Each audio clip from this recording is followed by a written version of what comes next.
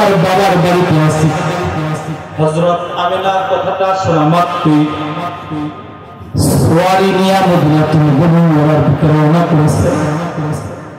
কথাটা শোনা মাত্রই আসমানটা ভেঙে মাথায় পড়ে গেছে, সুন্দর চেহারাটা ভেঙে গেছে। সওয়ারির উপর সওয়ার হয়ে মদিনাতুল মুনাওয়ারার দিকে যাচ্ছে, চোখের কোণা দিয়ে পানি ছাড়তেছে।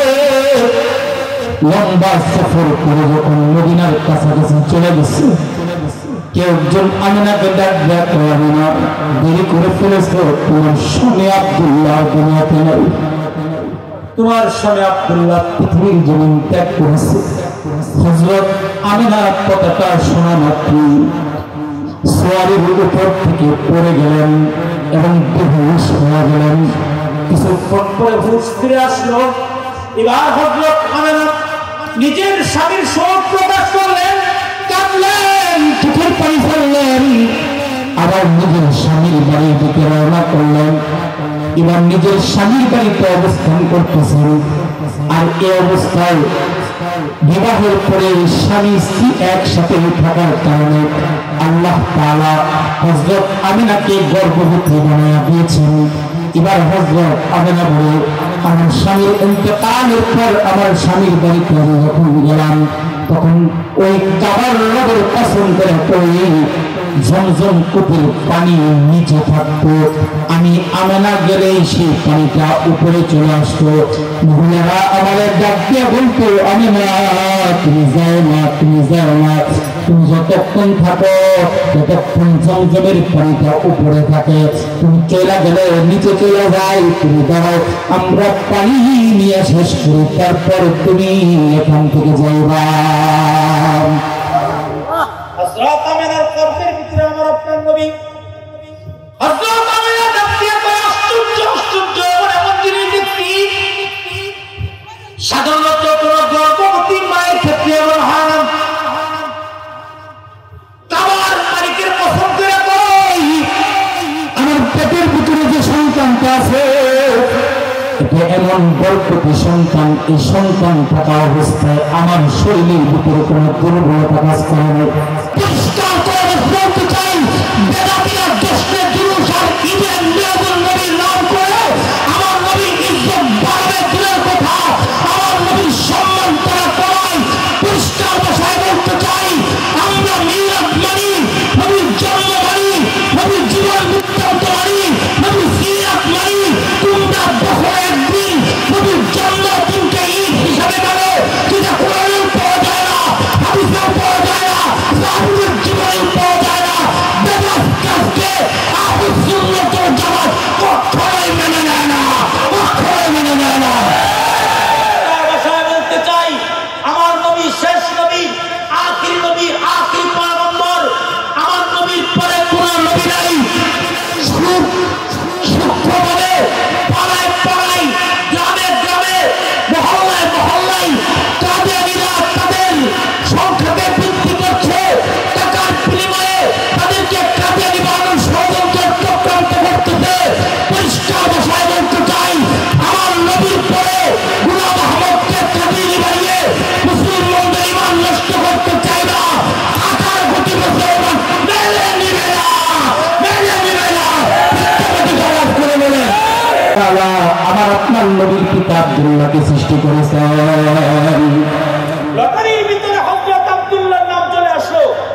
এবার তরবারি দাঁড়ানো করে হযরত আব্দুল মুত্তালিব নিজের কলিজার টুকরা সন্তান হযরত আব্দুল্লাহকে শোয়াইলো, তার গলার উপর ছুরি চালাবে।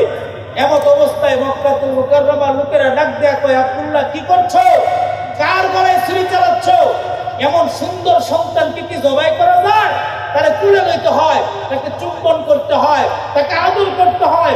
না না, এর আমরা জবাই করতে দিব না। হযরত আব্দুল মুত্তালিব বলে, আমি তো মান্নত করেছি, মান্নত তো পুরা করতে হবে। এবার লোকেরা ডাক দিয়া বলে, এই ছেলের সাথে উটের লটারি লাগাও। সুবহানাল্লাহ বলেন, লটারি লাগাও, উটের লটারি লাগাও। এক জায়গায় আমার আপনার নবীর পিতা আব্দুল্লাহর নাম, আরেক জায়গায় 10টি উট রাখলেন, কিন্তু নবীর পিতার নাম এসে গেল 20টা উট এক জায়গায় রাখলেন, নাম আব্দুল্লাহ। 30, 40, 50, 60, 70, 80, 90, 90টা উট এক জায়গায় রাখলেন। এবারও হযরত আব্দুল্লাহর নাম। উটের সংখ্যা যখন 100-এর কোঠায় চলে গেল, ওই সময় হযরত আব্দুল্লাহর নাম বাদ করলো, আর উটের নাম সেখানে উঠে গেল। 100 উট কুরবানির বিনিময়ে আল্লাহ তাআলা নবীর পিতা আব্দুল্লাহকে তরবারির নিচ থেকে বাঁচালেন। নবী একদিন বসে আছেন, এক গ্রামের লোক এসে কয়, ইয়া ইবনে যাবহিন। নবীজি মুস্কি হাসি দিয়ে বললেন, হ্যাঁ আমি 2 কুরবানির সন্তান। এক হলো হযরত ইসমাঈল আলাইহিস সালাতু ওয়াস সালাম, আরেক হলো আমার পিতা আব্দুল্লাহ। দুজনকে আল্লাহ তাআলা তরবারির নিচ থেকে, ছুরির নিচ থেকে বাঁচায়া আমাকে 2 কুরবানির সন্তান বানাইছেন। সুবহানাল্লাহ। মুহতারাম হাজিরিন, হযরত আব্দুল্লাহ মক্কায় বসবাস করতে লাগলেন। ইনজিল, জাবুর, তাওরাতের পণ্ডিত যারা আছে তারা আমার আপনার নবীর চেহারা, আমার আপনার নবীর আব্বার চেহারা দেখা মাত্রই আশ্চর্য হয়ে যেত। তারা বলতো, কি দেখলাম, এর চেহারার বর্ণনা তো তাওরাতে পাওয়া যায়। বলে আব্দুল্লাহ চেহারার বর্ণনা তাওরাতে পাওয়া যায়, আর অঙ্গ পতঙ্গের বর্ণনা তাওরাতের ভিতরে পাওয়া যায়। এটা সাধারণ কোন ব্যক্তি নয়, সে হবে আখির নবীর বাবা, আখির পয়গম্বরের বাবা হবে সে। ডাকিয়া কয়, হে আব্দুল্লাহ, তুমি সাবধানে চলাফেরা করবা। ইহুদ গোষ্ঠী বনি ইসরাইলের লোকেরা তোমারে খুঁজতেছে, তোমাকে মেরে ফেলবে, সাবধানে চলাফেরা করবা। একদিন হযরত আব্দুল্লাহ নিজের নানার বাড়ির দিকে রওনা করেছেন, মক্কা থেকে মদিনাতুল মুনাওয়ারার দিকে। অনেক দূর যাওয়ার পরে একজন তাওরাতের পণ্ডিত, ইনজিলের পণ্ডিত একজন মহিলার সাথে দেখা হয়েছে। মহিলাটার নাম হলো ফাতেমা।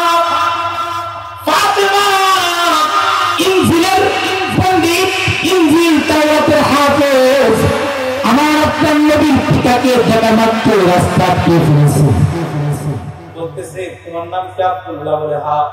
তুমি কি কুরাইশ বংশের সন্তান? বলে হ্যাঁ। বলে আমি তাওরাতের ভিতরে তোমার চেহারার বিবরণ পেয়েছি, তোমার কপালের বিবরণ পেয়েছি, তোমার চুলের বিবরণ পেয়েছি। ও আব্দুল্লাহ, হয়তো তুমি আমাকে বিবাহ করো, নয়তো তুমি আমার সাথে রাত্রি যাপন করো। নবীর পিতা আব্দুল্লাহ ডাকতে কয়, সাবধান, আমি কুরাইশ বংশের সন্তান, আমি এইভাবে বিবাহ করতে পারি না, আর রাত্রি যাপন করা তো কখনোই প্রশ্ন আসে না। দমক দিয়ে সেই তাওরাতের পণ্ডিত ফাতেমাকে ধাক্কা দিয়ে আমার আপনার নবী মদিনাতুল মুনাওয়ারাতে চলে গেলেন। নানার বাড়ির লোকেরা, অভিভাবকরা, জাহরা গোত্রের একজন মেয়ে, নাম হলো আমেনা। দেখতে যেমন সুন্দর, চরিত্রও তেমন সুন্দর, শিক্ষা দীক্ষাও খুব ভালো, উন্নত আখলাকের অধিকারী, তার সাথে বিবাহ ঠিক করলেন। আর হযরত আব্দুল্লাহ সেখানে আমিনার সাথে বিবাহ বন্ধনে আবদ্ধ হয়ে কয়েকদিন সেখানে অবস্থান করে সেখান থেকে মক্কাতুল মুকাররমার দিকে রওনা করেছেন। রাস্তায় আবার সেই পাত্রী ফাতেমার সাথে দেখা। এবার ফাতেমা ডাক দিয়ে বলে, ও আব্দুল্লাহ, তুমি কি মদিনাতে গিয়ে বিবাহ করেছো? বলে হ্যাঁ। তো এই জন্যই তো যাওয়ার পথে তোমার কপালের ভিতরে যে নূর দেখেছিলাম, সেই নূরটা এখন দেখছি না। তোমার পৃষ্ঠদেশ থেকে তোমার স্ত্রীর জঠরে সেই নূর চলে গেছে, নবুয়তের নূর তোমার বিবির পেটের ভিতরে চলে গেছে। আল্লাহু আকবার বলে হযরত আব্দুল্লাহ হযরত আমিনাকে নিয়ে মক্কাতুল মুকাররমায় গেলেন। কয়েকদিন বসবাস করলেন। হঠাৎ করে মক্কা থেকে একজন আলান শুরু করে দিল, মক্কার কে আছে? ব্যবসার উদ্দেশ্যে শামে যাবে। বড় একটা কাফেলা তৈরি হলো ব্যবসা করার জন্য শামের দিকে রওনা করতে। তো হযরত আব্দুল্লাহ কয়, আমিও ব্যবসা করার জন্য যাই। নবীর মাতা হযরত আমিনাকে ডাক দিয়ে কয়, আমিনা, কয়েক মাসের জন্য তুমি আমাকে ছুটি দাও, আমি ব্যবসা করার জন্য যাচ্ছি, এবং তোমার যা যা প্রয়োজন ব্যবসা করে সব ক্রয় করে তারপর তোমার কাছে ফিরে আসবো। হযরত আমিনা ডাক দিয়া কই স্বামী আমাদের দাম্পত্য জীবন চলতেছে, এই মুহূর্তে আপনি আমাদেরকে ছেড়ে আমাকে ছেড়ে চলে যাবেন, আমি একা কিভাবে থাকবো? হযরত আব্দুল্লাহ ডাক দিয়া কই আমিনা টেনশন করো না, তুমি তোমার সবটুকু ভালোবাসা আমার জন্য জমিয়ে রাখবা, আমি ব্যবসা শেষে যখন এই ঘরে ঢুকবো তোমার সবটুকু ভালোবাসা দিয়া আমি আব্দুল্লাহকে বরণ করে নিব। এবার নবীর পিতা আব্দুল্লাহ শামে বিশাল বড় কাফেলার সাথে ব্যবসা করতে গেলেন। ওইখানে ব্যবসা করলেন, ব্যবসা শেষ হওয়ার পরে শাম থেকে এই কাফেলা আবার মদিনার মক্কার দিকে রওনা করেছে। এই কাফেলা মদিনাতুল মুনাওয়ারা পর্যন্ত যখন এসেছে, নবীর পিতা আব্দুল্লাহ শরীরের ভিতরে জ্বর চলে আসছে। তৎকালীন সময়ে যদি কারো শরীরের ভিতরে জ্বর আসতো তাহলে মারা যেত। বুখারীর বর্ণনা আছে, বুড়া মানুষের জ্বর আছে, রাসূল ডাক দিয়ে কয় চাচা কেমন আছে? আপনি কোন কেমন আছেন? জ্বরে মরে যেতেছি না। এমন একটা অবস্থা হতো জ্বর আসলো, নবীর পিতা আব্দুল্লাহ জ্বর আসলো। কাফেলার লোকেরা ডাক দিয়া কয় আব্দুল্লাহ তোমার শ্বশুর বাড়ি তো মদিনাতেই, তুমি এখানে অবস্থান করো, আমরা তোমার বিবির কাছে খবরটা পৌঁছে দিব, সুস্থ হলে তারপর তুমি মক্কায় যাবে। নবীর পিতা আব্দুল্লাহ মদিনায় অবস্থান করতে লাগলেন। কাফেলাটা লম্বা সফর করে মক্কায় গিয়ে পৌঁছলো।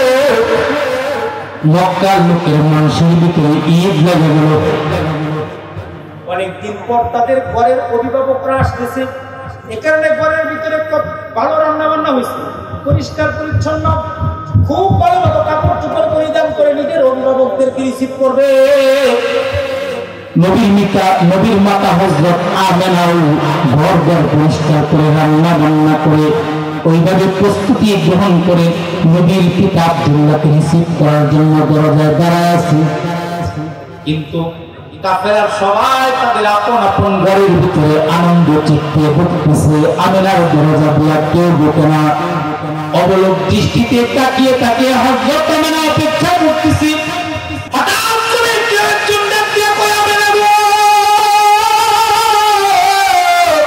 দাঁড়িয়ে থেকে লাভ নাই, তোমার স্বামী অসুস্থ, তোমার বাবার বাড়িতে আছে। হযরত আমিনার কথাটা শোনা মাত্রই সোয়ারি নিয়া মদিনাতুল মুনাওয়ারার ভিতরে রওনা করেছে। কথাটা শোনা মাত্রই আসমানটা ভেঙে মাথায় পড়ে গেছে, সুন্দর চেহারাটা ভেঙে গেছে। সোয়ারির উপর সোয়ার হয়ে মদিনাতুল মুনাওয়ারার দিকে যাচ্ছে, চোখের কোণা দিয়ে পানি ছাড়তেছে। লম্বা সফর করে যখন মদিনার কাছাকাছি চলে গেছে, কেউ একজন আমিনাকে ডাক দেয়া কয় আমিনা দেরি করে ফেলেছো, তোমার স্বামী আব্দুল্লাহ দুনিয়াতে নাই। তোমার স্বামী আব্দুল্লাহ পৃথিবীর জমিন ত্যাগ করেছে। হযরত আমিনা কথাটা শোনা মাত্রই সোয়ারির উপর থেকে পড়ে গেলেন এবং বেহুশ হয়ে গেলেন। কিছুক্ষণ পরে হুঁশ ফিরে আসলো। এবার হযরত আমিনা নিজের স্বামীর শোক প্রকাশ করলেন, কাঁদলেন, চোখের পানি ফেললেন, আবার নিজের স্বামীর বাড়ির দিকে রওনা করলেন। এবার নিজের স্বামীর বাড়িতে অবস্থান করতেছেন। আর এই অবস্থায় বিবাহের পরে স্বামী স্ত্রী একসাথে থাকার কারণে আল্লাহ তাআলা হযরত আমিনাকে গর্ভবতী বানিয়ে দিয়েছেন। এবার হযরত আমিনা বলে, আমার স্বামীর ইন্তেকালের পর আমার স্বামীর বাড়িতে আমি যখন গেলাম, তখন ওই কাবার রবের কসম করে কই ঝমঝম কূপের পানি নিচে থাকতো, আমি আমিনা গেলেই সেই পানিটা উপরে চলে আসতো। মহিলারা আমাদের ডাক দিয়ে বলতো, আমিনা তুমি যাও না, তুমি যাও না, তুমি যতক্ষণ থাকো ততক্ষণ ঝমঝমের পানিটা উপরে থাকে, তুমি চলে গেলে নিচে চলে যায়, তুমি দাঁড়াও, আমরা পানি নিয়ে শেষ করি, তারপর তুমি এখান থেকে যাইবা। হযরত আমিনার গর্ভের ভিতরে আমার আপনার নবী।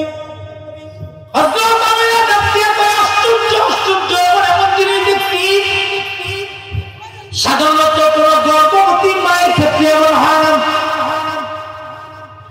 কাবার মালিকের কসম করে কই আমার পেটের ভিতরে যে সন্তানটা আছে এটা এমন গর্ভবতী সন্তান, এই সন্তান থাকা অবস্থায় আমার শরীরের ভিতরে কোনো দুর্বলতা কাজ করে নাই। কালকে সুবহানাল্লাহ করেন, কালকে কোন সুবহানাল্লাহ, আর জোরে বলেন সুবহানাল্লাহ, জোরে বলেন মন্দির কোনটা চিৎকার মেরে বলেন আল্লাহু আকবার, জোরে বলেন। আমার পেটের ভিতরে আমার কলিজার টুকরা আছে, আমার কলিজার টুকরা সন্তানটা আমার পেটে থাকা অবস্থায় আমার শরীর দুর্বল হয় নাই, আমার পেট উঁচু হয় নাই, বমি বমি ভাব আসে নাই, চেহারা গুনগুন ভাব আসে নাই, এমনকি খাওয়া দাওয়ার ভিতরে কোনো ধরনের তারতম্য হয় নাই, বরং আরো আশ্চর্য আশ্চর্য ঘটনা ঘটেছে। কি ঘটনা? বলে আমি আমরা যখন পাহাড়ের পাদদেশ দিয়ে হেঁটে যেতাম, পাহাড়ের উপরে থাকা গাছগুলো আমার দেখলে সাজদা শুরু করে দিত। আল্লাহু আকবার, বলেন বলেন বলেন। গাছগুলো আমাকে সাজদা করা শুরু করে দিত। শুধু তাই নয়, মরুভূমির প্রান্তর দিয়ে যখন হাঁটতাম আমি দেখতাম আমার মাথার উপরে একটা মেঘমালা ছায়া দিতেছে। সুবহানাল্লাহ। তাকায় দেখতাম সব জায়গায় মেঘতাপ, কিন্তু আমার মাথার উপর মেঘমালার ছায়া। শুধু তাই নয়, আশ্চর্য আশ্চর্য এমন জিনিস দেখেছি। একদিন হঠাৎ করে সুবহ সাদিকের সময় আমি শুয়ে আছি, আমার ঘরটা অন্ধকার, টুপি বাকি জ্বালানোর মতো কোনো কিছু আমার ঘরের ভিতরে ছিল না। হঠাৎ করে দেখলাম আমার কলিজার টুকরা সন্তান পৃথিবীতে আসতেছে। কোনো রক্তপাত ঘটে নাই, পেটের ভিতরে কোনো ধরনের ব্যথা হয় নাই, শরীর কোনো ধরনের দুর্বলতা কাজ করে নাই। আমার ঘরটা অন্ধকার, ঘোর অন্ধকার। আমি দেখলাম আমার কলিজার টুকরা সন্তান পৃথিবীতে আসতেছে, আর আমার গোটা ঘরটা আলোকিত হয়েছে। আল্লাহু আকবার। আলোকিত হয়েছে। শুধু তাই নয়, আমি তাকায় দেখলাম রক্তপাত ঘটে নেই, সাজদা অবস্থায় পৃথিবীতে আসতেছে। সুবহানাল্লাহ বলে না কেন? সুবহানাল্লাহ। আমার কলিজার টুকরা সন্তান সাজদা অবস্থায় পৃথিবীর ভিতরে আসতেছে। শুধু তাই নয়, দেখলাম খতনা অবস্থায় আমার সন্তান পৃথিবীতে আসছে। বলে আমার সন্তান পৃথিবীতে আসা মাত্রই পৃথিবীর পরিবেশ পরিবর্তন হয়ে গেছে। কেমন জানি তামাম দুনিয়ার সকল মাখলুকাত আনন্দে নাচা শুরু করে দিছে। আসমানের তারকা যেগুলো আনন্দে নাচানাচি শুরু করে দিছে। আসমানের সকল ফেরেশতারা খুশিতে আত্মহারা হয়ে গেছে। তামাম দুনিয়ার সমস্ত মাখলুকাত কেমন জানি আমার সন্তানের আগমনে একেবারে নাচা শুরু করে দিছে। শুধু তাই নয়, শুধু তাই নয়, কেমন জানি দেখলাম গোটা পৃথিবী অন্ধকারে আচ্ছন্ন ছিল। আমার কলিজার টুকরা সন্তান পৃথিবীতে এসেছে, আর তাম দুনিয়ায় আলোকিত হয়ে গেছে। হাবিবে কিবরিয়া সরকারের দোয়ারাম নবীকে আল্লাহ পৃথিবীর জমিনে পাঠালেন। নবীর আগমনের কথা শুনে নবীর চাচা দশটা গুণা আবাদ করে দিছে। সুবহানাল্লাহ বলেন না? নবীর দাদা আব্দুল মুত্তালিব এত খুশি হয়েছে। নবীর দাদা আব্দুল মুত্তালিব আমার আপনার নবীকে তুলে নিছেন, আসমানের দিকে তাকাইছেন। আসমানের দিকে একবার তাকায়, আমার নবীর চেহারার দিকে একবার তাকায়। আব্দুল মুত্তালিব ডাক দিয়া কয়, তামাম দুনিয়াটা আব্দুল মুত্তালিব সফর করেছি, কত বাচ্চা করে নিয়েছি, কত বাচ্চাদের সাথে খেলাধুলা করেছি, দেখেছি, কিন্তু এত সুন্দর বাচ্চা এই দিন নয়ন দিয়ে আমি কোনোদিন দেখি নাই। আর আজ থেকে সুবহানাল্লাহ, আজ থেকে হযরত আব্দুল মুত্তালিব ডাক দিয়া কয়, পুরো চাঁদের চেহারা পাইছে, চাঁদের চাইতে অনেক সুন্দর। এবার আব্দুল মুত্তালিব আমার আপনার নবীকে তুলে বাইতুল্লাহ শরীফের সামনে গিয়ে দাঁড়াইলেন, আসমানের দিকে তাকাইলেন। কি নাম রাখা যায়, কি নাম রাখা যায়? কিতাব লিখে আসমান থেকে গাইবি আওয়াজ আব্দুল মুত্তালিবকে ডাক দিয়ে কইব, আব্দুল মুত্তালিব আমার বন্ধুর নাম তুমি কি রাখবা? আমি তো রাখলাম মুহাম্মদ। আর জোরে কোন সুবহানাল্লাহ। আমার বন্ধুর নাম আমি রাখলাম মুহাম্মদ। আল্লাহু আকবার বলেন, বলেন সাল্লাল্লাহু আলাইহি ওয়াসাল্লাম। নাম রাখলাম মুহাম্মদ। কারণ হাকিমের ভিতরে আল্লাহ তার বন্ধুকে বলে, বন্ধু ডাইরেক্ট ভাবে আমি আপনাকে ডাকি নাই, ইয়া মুহাম্মদ কয়া ডাকি নাই সুবহানাল্লাহ কানা ইয়া ইয়াহইয়া বলছি ইয়া জাকারিয়া বলছি ইয়া মুসা ইয়া ঈসা বলছি কত পয়গম্বরকে ডাইরেক্ট সম্বোধন করেছি ইয়া হরফুন নিদা ব্যবহার করেছি কিন্তু আপনি আমার বন্ধু আপনাকে আমি ডাইরেক্ট ডাক দিই নাই প্রেম মহব্বত আর ভালোবাসার সুর নিয়ে আপনার নাম উচ্চারণ করে বলেছি মুহাম্মাদুর রাসূলুল্লাহ মা কানা মুহাম্মাদ আল্লাহু আকবার জোরে মোহতারাম হাজিরিন নবীজির নাম হলো মুহাম্মদ যে দেখি সে আমার আপনার নবীর প্রেমে পড়ে আরে আপনি সবাই ডাক দিয়ে এত সুন্দর বাচ্চা জমিনের কেউ নাই কেমন জানি নবীর মতো হযরত আমিনা ডাক দিয়ে কয় এই বাচ্চার মা আমি এত সুন্দর বাচ্চা কোনোদিন দেখি নাই আমার মনে হয় পৃথিবীর শুরু থেকে নিয়ে আজ পর্যন্ত এত সুন্দর বাচ্চা কেউ জন্ম দেয় নাই কিয়ামত পর্যন্ত এত সুন্দর বাচ্চা কেউ জন্ম দিতে পারবে না হাজিরিন হযরত আমিনা এবার তারপরে যে পুত্র সন্তানকে লালন পালন করতেছেন কয়েকদিন ধরে মক্কার কিছু নিয়ম ছিল নবজাতক সন্তান যারা আছে তাদেরকে বাজারে উঠে দূর দূরান্ত থেকে মহিলারা এসে বাচ্চা নিয়ে যাইত দুধ পান করাইতো শিক্ষা দীক্ষা বলে পরিবেশে নিয়ে যেত 11 জন মহিলা তায়েফ থেকে রওনা করেছে মক্কাতুল মুকাররমার উদ্দেশ্যে কয়জন মহিলা 11 জন মহিলা তায়েফ থেকে মক্কাতুল মুকাররমার উদ্দেশ্যে রওনা করেছে হযরত আমিনা আর আব্দুল মুত্তালিব আমার আপনার নবীকে চাদর দিয়া ঢেকে মক্কার বাজারে বসে আছেন 11 জন মহিলা একসাথে রওনা করে 11 জন মহিলার ভিতরে একজন মহিলার নাম ছিল হালিমাতুস সাদিয়া রাদিয়াল্লাহু আনহা তার উট ছিল সবচেয়ে দুর্বল গরিব ছিল উট চলার মতো যোগ্যতা ছিল না একেবারে আস্তে আস্তে করে চলতো 10 জন মহিলা ডাক দেয়া কয় হালিমা তোমার জন্য দাঁড়ায় থাকলে আমাদের অনেক লেট হয়ে যাবে বড় লোকের সন্তানরা তাড়াতাড়ি অন্যরা নিয়ে নিবে তুমি আস্তে আস্তে আসো আমরা যাই এবার এই 10 জন মহিলা আগে চলে গেলেন মক্কার বাজারে গিয়া ধনী উদ্দোলার যারা ধনী মানুষ যারা তাদের সন্তানগুলোকে নিয়ে নিলেন হালিমা সবার শেষে গিয়ে দেখেন কোনো বাচ্চা নাই তবে একজন মহিলা একটা বাচ্চাকে চাদর দিয়া ঢাইকা বসে আছে হালিমাতুস সাদিয়া চতুর্দিকে তাকায় দেখলেন কোনো বাচ্চা নাই এবার হযরত আমিনার কাছে গেলেন হযরত আমিনাকে ডাক দিয়ে কই আর কোনো বাচ্চা নাই আপনাদের বাচ্চাটা একটু দেখি হযরত আমিনা বাচ্চার চেহারার উপর থেকে দেখুন রুমালটা তলাটা সরাই আমার আপনার শিশু নবী কেমন একটা মায়া আর প্রেমের নজর দিয়া হযরত হালিমার দিকে তাকাইলেন আর এমন একটা মুস্কি হাসি দিলেন হযরত হালিমা বলে আমি তার চাহনি আর হাসি দেখে তার প্রেমে পড়ে গেলাম এবং মনে মনে সিদ্ধান্ত নিলাম টাকা দিক আর না দিক পয়সা দিক আর না দিক এত সুন্দর বাচ্চা আমি হাতছাড়া করব না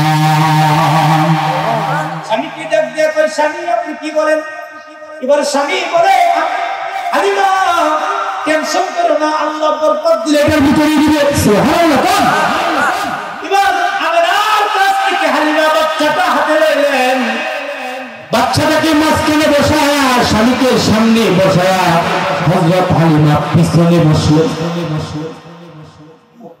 উটকে দাঁড় করানোর জন্য চেষ্টা করতেছে কিন্তু উট দাঁড়ায় না উট বসেই থাকে উটের পিছনে ব্যত্রাঘাত করে উট দাঁড়ায় না হালিমা ডাক দিয়া কয় স্বামী এক কাজ করি বাচ্চাটাকে সামনে দিই আপনি মাঝখানে এবং এরপরে আমি পিছনে বসে দেখি কি হয় এবার মাঝখান থেকে বাচ্চাটাকে সামনে বসাইতে দেরি হয় দুর্বল চিহ্ন শূন্য উটটা শক্তিশালী হয়ে দ্রুত গতিতে হাঁটা শুরু করে না উট কেমন জানি বুঝায় যিনি রাহমাতুল লিল আলামিন যার আঙ্গুলের ইশারায় চাঁদ বিখণ্ডিত হয়ে যাবে যিনি তামাম দুনিয়াদের নবী তামাম দুনিয়ার নবীদের নবী তাকে মাঝখানে বসাই দাঁড়ো উট চলুন না তার সামনে বসাও নেতা তো নেতা, নেতা সবসময় সামনে থাকে, কথা কম বিক্রি উটের শরীরে শক্তি চলে আসলো, উটটি বা দ্রুত গতিতে যাওয়া শুরু করলেন, এমন ভাবে যাওয়া শুরু করলেন ওই 10 জন মহিলাকে গিয়ে ধরে ফেলাইলেন। মহিলারা হালিমাকে ডাক দেয়া কয়, হালিমা ব্যাপারটা কি, তুমি কি সোয়ারি চেঞ্জ করেছো? বলে না না, সোয়ারি চেঞ্জ করি নাই, সোয়ার চেঞ্জ করেছি। বলে যারা উঠাইছি এটা বরকতি মানুষ, ওটা মাত্রই আমার পূর্ব লোক সবল হয়ে গেছে। যখন নিজ বাড়ির কাছাকাছি চলে গেলেন, যে বকরিগুলোকে একসাথে লাইগা ছিল, ঘরের ভিতরে বকরিগুলো একেবারে জীর্ণ শীর্ণ অবস্থায় পড়ে ছিল। নবীজিকে নিয়ে বাড়িতে যাওয়ার সাথে সাথে সেই বকরিগুলো সবল হলো এবং সেই বকরিগুলোর উড়ান দুধের টুইটুম্বর হয়ে গেল। জীর্ণ শীর্ণ দুর্বল ছাগল একবারে সবল হয়ে গেল, উড়ান দুধের টুইটুম্বর হয়ে গেল। উড়ান থেকে দুধ দহন করলেন, নবীজি পান করলো, নবীজির দুধ দেয় আব্দুল্লাহ পান করলো। নবীজির দুধ বোন আছে একজন সাইমা, যে সাইমা আমার আপনার নবীকে কুলে নিতেন, আদর করতেন, ঘুম পাড়ানির গান শোনাতেন। আফসোস আর পরিতাপের সাথে বলতে হয়, এখনকার মুসলমান তাদের সন্তানদেরকে কার্টুন দেখা খাবার খাওয়ায়, গান শোনায়া খাবার খাওয়ায়, কিন্তু আগের জমানার মা বোনরা ছিল তারা তাদের সন্তানদেরকে আল্লাহর নামের জিকির শোনায়া, নবীজির সুন্দর সুন্দর গজল শোনায়া তারপর খাবার খাওয়াইতেন। কথা বলেন ঠিক কিনা? কথা শুনে না, সন্তান কথা শুনে না, সন্তান পিতা মাতার সাথে বেয়াদবি করে, দুষ্কার পিতা মাতা কথা বল, মা তার সন্তানকে কার্টুন দেখায়, গান বাজনা শোনায় শোনায় খাবার খাওয়ায়, সন্তান মোবাইলের দিকে তাকায় আছে, মনোযোগ দিয়ে সে মোবাইলের গান শুনতেছে অথবা কার্টুন দেখতেছে, মা তার মুখে খাবার দিচ্ছে, সে খাবার খাচ্ছে না, কি খাচ্ছে সেটাও জানে না। কথা বল ঠিক কিনা? এভাবে বাচ্চাদের মস্তিষ্ক উল্টোপাল্টা হয়ে যায়, দিমাগ নষ্ট হয়ে যায়। এই সন্তানগুলি পিতা মাতার সাথে বেয়াদবি করে। কথা বলেন ঠিক না? মোহতারাম হাজিরিন সাইবা, আমার আপনার নবীকে গান শোনাইতেন। কি গান? হাসবি রাব্বি জাল্লাল্লাহু মা ফি কলবি গায়রুল্লাহ। আল্লাহু আকবার বলে, হাসবি রাব্বি জাল্লাল্লাহু মা ফি কলবি গায়রুল্লাহ। এমন এমন গান শোনাইতেন। তো হযরত হালিমা বৃদ্ধ তার সামনে বৃদ্ধ হয়ে গেছে। হযরত হালিমা একদিন সাইমাকে ডাক দেয়া কই, সাইমা আমরা তো বৃদ্ধ হয়ে গেছি, ছাগলগুলাকে তুই এবার মাঠে লয়ে যা। সাইমা ডাক দেয়া কই, মা আমার মক্কার বাইকে লয়ে যায়, ওনার বাচ্চা মানুষ তারে নিবি, এই বাচ্চা সামলাবি না তুই, এই ছাগলের পায়ে সামলাবি। সাইমা ডাক দেয়া কই, মা গো তোমাকে না জানিয়ে আমার মক্কার বাইকে নিয়ে আমি মাঠে গেছিলাম, আমার পায়ে যখন আমার তুলেছিল একটা বকরি উল্টা পাল্টা করে নাই, শারীরিক অবস্থায় আমার পিছনে পিছনে চলছে। মাঠে যখন তাদেরকে খাবার খাওয়াইতে দিয়েছি, যেখানে ঘাস নাই ওইখানে ঘাসের ব্যবস্থা হয়ে গেছে। দ্রুত গতিতে ছাগলগুলো ত্যাগ করে গেছে, আমি আমার বাইকে নিয়ে পৌঁছে দেখতাম ছাগলগুলো ঘাস খাওয়া শেষ করে গেরার করে আমার দিকে তাকায় আমার বাইকে প্রাণ ভরে ভরে দেখবো, আমার বাইয়ের সৌন্দর্যের দিকে তাকায় থাকবো। মাগো একদিন দেখলাম আমার বাইকে সয়ে আমি পুকুরে গেছি, হঠাৎ করে দেখলাম আসমান থেকে সাদা পোশাক পরে সে অবস্থায় কে জানি আসলো, আমার বাইকে সরাইলো, গায়ের বুক বরাবর চামড়াটা কেটে ধরাইলো, ভিতর থেকে কি জানি বের করলো আর পানি দিয়া গল্প করলো। কিছুক্ষণ পর আমাকে সবাই ফিরে চলে গেল। আমি ভয় পেয়ে গেলাম, দৌড়ে আমার বাইয়ের কাছে গিয়ে দেখি আমার ভাই সুস্থ আছে। সুবহানাল্লাহ। সুবহান হযরত জিবরিল আমার আপনার নবীর সিনাটা চাইবার কাছেন, দুই সেন জমজমের পানি দিয়া সুন্দর করে ধুয়ে ভিতরে লাগিয়ে দিয়েছেন। হযরত সাইবা বলে একদিনের পাদ্রীর সাথে দেখা, পাদ্রী আমার ভাইকে দেখে আশ্চর্য হয়ে গেল, আর ডাক দিয়ে বললে বাচ্চা নিয়ে তাড়াতাড়ি বাড়িতে যায়, বলি সাইদের মুখ যদি দেখে কি মেরে ফেলবে। এটা সাধারণ কেউ নয়, এটা আখির পয়গম্বর, আখির নবী মুহাম্মদুর রাসূলুল্লাহ। সৌন্দর্যের বর্ণনার আলোচনা করলে ঘন্টার পর ঘন্টার প্রয়োজন, নবীর সিরাতের আলোচনা করলে রাত শেষ হবে, দিন শেষ হবে, ঘন্টা মিনিট সেকেন্ড মাস বছর শেষ হয়ে যাবে, নবীর সিরাতের আলোচনা শেষ হবে না। যে ঘরে নবীর সিরাতের আলোচনা হয় আল্লাহ পাক সেই ঘরটা রহমত দিয়ে ভরে দেয়। যে দোকানের ভিতরে সিরাতের কিতাব থাকে ওই দোকানটা আল্লাহ বরকত দিয়ে ভরে দেয়। যে মাদ্রাসায় সিরাতের কিতাব থাকে ওই মাদ্রাসা আল্লাহ বরকত দিয়ে ভরে দেয়। যে সিরাত কিতাব করে আল্লাহ পাক নবীর আদর্শ উম্মত হিসেবে তাকে গ্রহণ করে দেয়। সুতরাং আমার নবীর সৌন্দর্যের বর্ণনা প্রত্যেকটা হাদিসের কিতাবের ভিতরে সংরক্ষণ আছে। আমার নবীর সিরাতের আলোচনা কিতাবের ভিতরে যেমন সংরক্ষণ আছে, আল্লাহর কোরআনের ভিতরে সংরক্ষণ আছে। সুতরাং আমার নবী আল্লাহ নিজে দিয়েছেন, ও বাবা লোকাধিক্য রহমাতুল লিল আলামিন বলে ঘোষণা দিয়েছেন।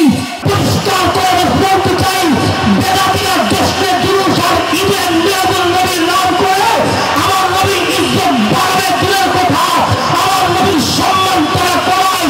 পরিষ্কার ভাষায় বলতে চাই, আমরা মিলাদ মানি, নবীর জন্ম মানি, নবীর জীবন বৃত্তান্ত মানি, নবীর সিরাত মানি। তোমরা বছরে একদিন নবীর জন্মদিনকে ঈদ হিসাবে মানো, যেটা কোরআনেও পাওয়া যায় না, হাদিসেও পাওয়া যায় না, সাহাবীদের জীবনেও পাওয়া যায় না। বেদাত কাজকে আহলে সুন্নাত ওয়াল জামাত কখনোই মেনে নেয় না, কখনোই মেনে নেয় না। ভাষায় বলতে চাই, আমার নবী শেষ নবী, আখির নবী, আখির পয়গম্বর। আমার নবীর পরে কোন নবী নাই। সূক্ষ্মভাবে পাড়ায় পাড়ায়, গ্রামে গ্রামে, মহল্লায় মহল্লায় কাদিয়ানীরা তাদের সংখ্যাকে বৃদ্ধি করছে। টাকার বিনিময়ে তাদেরকে কাদিয়ানী বানানোর ষড়যন্ত্র চক্রান্ত করতেছে। পরিষ্কার ভাষায় বলতে চাই, আমার নবীর পরে গোলাম আহমদকে কাদিয়ানী বানিয়ে মুসলমানদের ঈমান নষ্ট করতে চাই না। 18 বছর মেনে নিবে না, মেনে নিবে না। এ কারণে বাচ্চাদেরকে শিখাও, মসজিদের দেয়ালের ভিতরে স্টিকার টানাও, মাদ্রাসার দেয়ালের ভিতরে স্টিকার টানাও, কাফের কাফের কাদিয়ানীরা।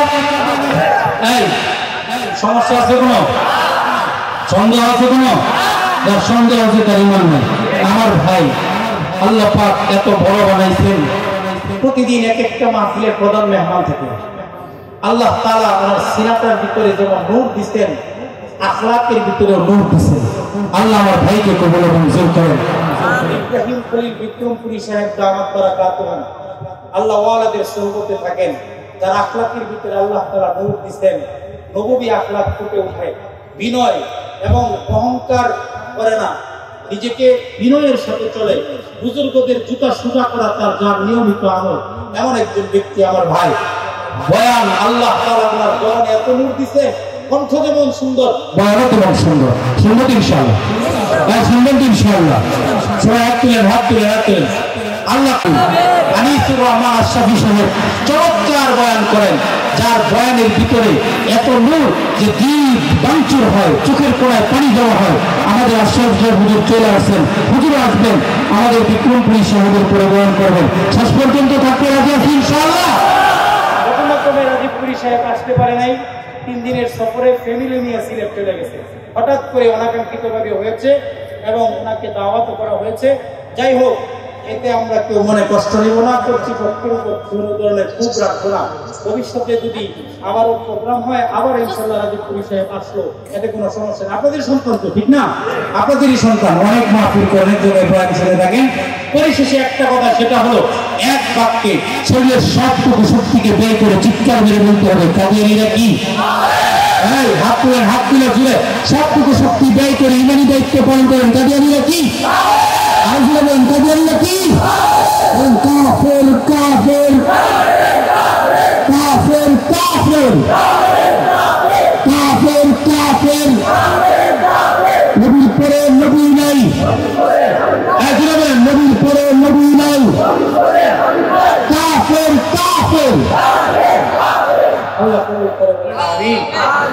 ভাইজানকে রেখে আমি বিদায় নিলাম। ওয়া আখিরু দাওয়ানা আলহামদুলিল্লাহি রাব্বিল আলামিন।